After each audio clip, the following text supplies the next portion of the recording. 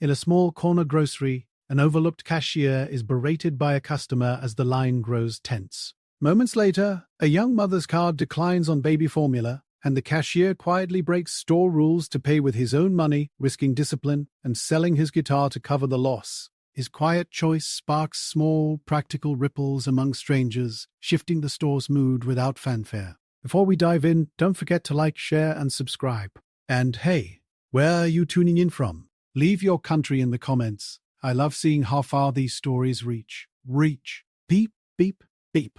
He keeps the rhythm even, like a drummer who never gets to leave the house. A jar of pasta sauce, a box of pasta, a six-pack of store-brand seltzer. His hands move fast but gentle. He doesn't slam. He lines the cans so the labels face the same way. The scanner light flickers across his fingers. There's a scratch on his wedding band, the kind that looks old and deep. Most people don't look up. They slide cards without eye contact. They answer texts. They mumble about points and coupons and what aisle has the olives. That's fine. He has learned to read the little things instead. The way someone taps their foot when they're doing math in their head. The way a kid stares at the dangling keychain on his register like it's magic. His polo is a faded blue, and the collar curls up even though he irons it at home. His black shoes shine in the front and fray in the back, where his heel rubs on the mat. A little tin cup sits next to the register. Take a penny, leave a penny. Some days it's all pennies. Today there's even a worn-out dime. A teen boy in a two big green apron bags on his lane.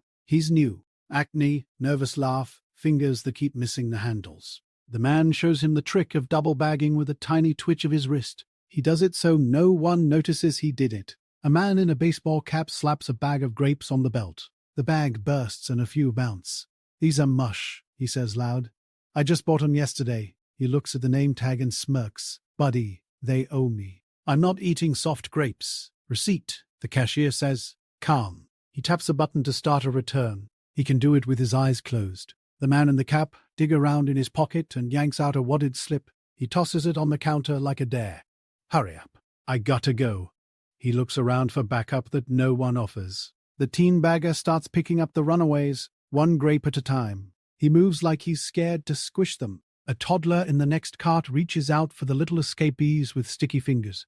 "No, no," the young woman with the toddler says, pulling his hand back. The toddler's hair is a dark curl halo. He's got on a yellow shirt with a big dinosaur. There's dried yogurt on one sleeve. The line snakes past the gum. A woman in scrubs stares at the clock over the door like she might be late. An older woman with a neat grey bun presses her lips together and studies a coupon stack. A guy in a reflective vest scrolls his phone with oil-blackened thumb. The overhead speaker beeps and pings some song from the 80s. The cashier refunds the grapes. He sets the slippery bag aside with a small nod. The man in the cap grunts. He grabs the new bag he's traded for and digs for a different bunch like he's picking a winner. He stalks off. A grape rolls across the lane, jumps off the belt, disappears under a display of cereal. Next, the cashier says. The cart with diapers and formula rolls into place. The young woman chews her bottom lip. She rubs her thumb over the raised print on her EBT card like she's trying to wake it up. The toddler leans on the cart handle and watches the keychain, the one shaped like a tiny silver fish. He tries to grab it again. He misses by an inch and giggles. Next is a young woman in a giant grey hoodie. There are shadows under her eyes. She has a list written on an envelope. The writing tilts up at the end like it ran out of room. Formula. Size 3 diapers. Bread. Peanut butter. Apples if cheap. She loaded it all with care. Everything lined up. No extras that look like dessert. He scans each thing. He knows the sound of the formula's beep by heart. It hits different. People who have never bought it do not know that. He looks at the price without letting it show on his face. "Did it go through?" she asks. Her voice is small. The card pops up declined. Big letters. The machine pings a short, hard tone. A few heads lift like dogs who heard a can opener. "I can." She starts to dig in her hoodie pocket. She pulls out folded ones and a handful of coins. She sets them down like she's laying out a map. "I can put some back. Just the diapers then." The toddler's face scrunches. The giggle is gone. He starts a soft cry that sounds like a balloon losing air. "Try it once more," the cashier says. He keeps his voice steady. Sometimes the machine's got more opinion than it needs. He wipes the reader with a receipt, like a towel. It's not magic. It just buys time to breathe. She swipes again. Same ping. Same word. Declined. She flinches like the sound hit her skin. Behind her, someone sighs. A long one. A man says, "Come on." Not to anyone but the air. She starts to pull the formula back across the belt. "I'll come back," she says. "It's fine." The lie is thin, see-through. Her hands shake a little. The toddler reaches toward the can with slow patience, like maybe if he moves careful enough, it will be his. He slides his own card. No speech. No big flourish. He just reaches, taps a button, and enters his PIN with the same fingers that line up cans. The total is higher than what he allowed himself this week. The checkout screen blinks. Approved. The printer coughs out a receipt. He pulls it and signs the little slip they make him sign when he buys at his own register. He writes a quick note on it in pen: employee purchase, formula diapers. He tucks the extra copy under the drawer, like he always does when he pays for his coffee in the morning because the machine ate his cash. He knows where the cameras point. He knows this will be a conversation. He bags like it's rain, and he can keep everything dry. He double bags the diapers because if they rip, it's hell. He sets the bread on top, not crushed. He drops a crinkly sticker sheet from the impulse rack in the bag with the kids' juice, the ones the vendor gives them to hand out sometimes.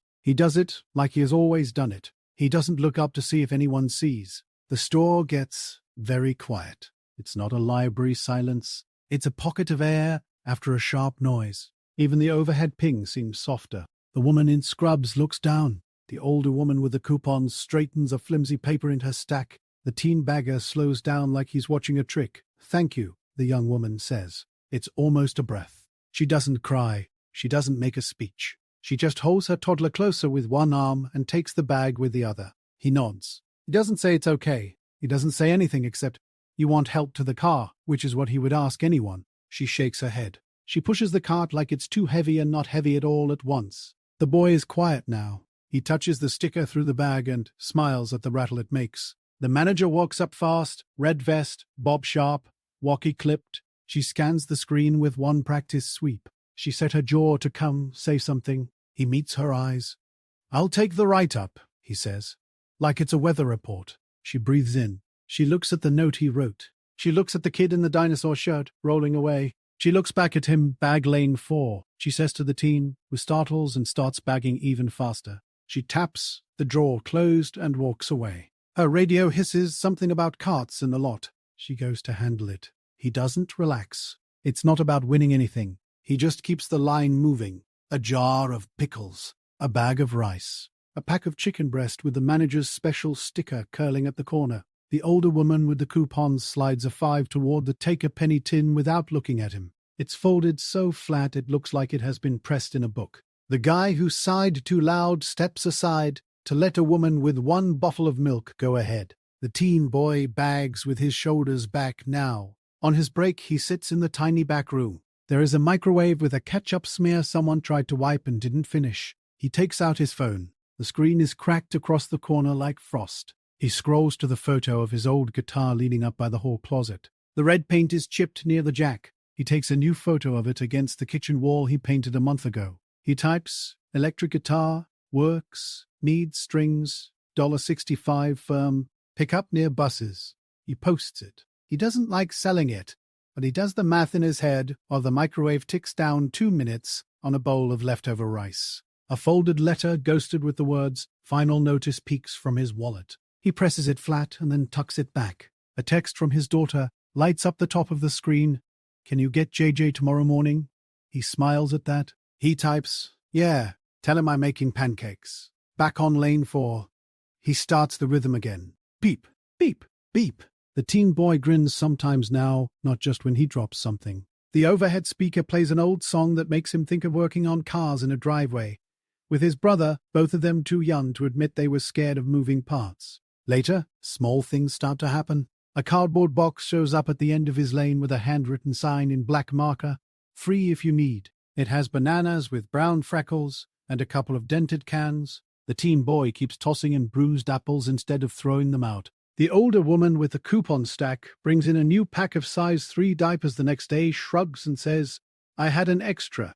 The guy in the reflective vest drops a jar of peanut butter in the box when no one is looking and walks out fast. The manager prints a little sign that says, community shelf, take what you need, leave what you can on the office printer, and tapes it up with scotch tape so carefully the edges match. A college kid with pink hair rounds up her total and asks if it can go to the school lunch debt. The store doesn't have that set up. The manager says they can hold the cash and work it out with the school across the street. The kid says cool and drops a crumpled 10 in the take-a-penny tin instead. Nobody makes a speech. A man who complained earlier about lines carries a case of water for an older woman to her trunk and says, "It's nothing," like it is something. The teen boy at the bagging station hands a single flower from a nearby display to a tired nurse with the receipt stapled to the stem. The nurse laughs, a small bright sound, and gives a look like she forgot how to laugh and found it again for a second. In the afternoon rush,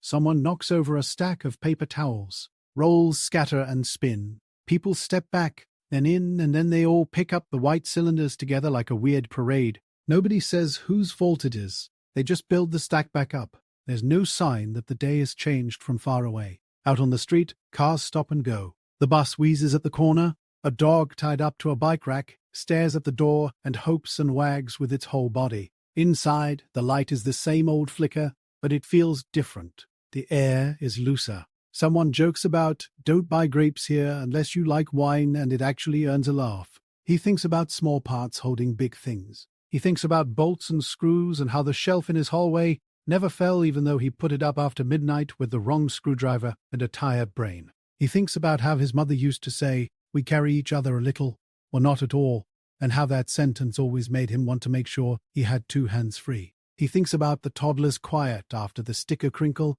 and how quiet is a sound too. He doesn't feel like a hero. He just feels like a man who will be a little shorter on rent and can fix that in other places. He will work Saturday. He will sell the guitar. He will make pancakes tomorrow with too many chocolate chips, because kids eat the shapes even if they won't eat the edges. By the door, the take-a-penny cup gleams. Afternoon sun shoots a clean bar through the glass and lands right on the little tin. It lights up the copper and that one pressed flat 5. He reaches to wipe a smudge from the plexiglass sneeze guard. A small, round sticker from the kid's sheet somehow stuck to the edge of his register. A dinosaur with a grin and a single googly eye looking off to the side. He leaves it there. Outside, the automatic doors breathe open and closed. A cart wheel squeaks. He taps it with the tip of his shoe as he pushes the next row of carts into the light.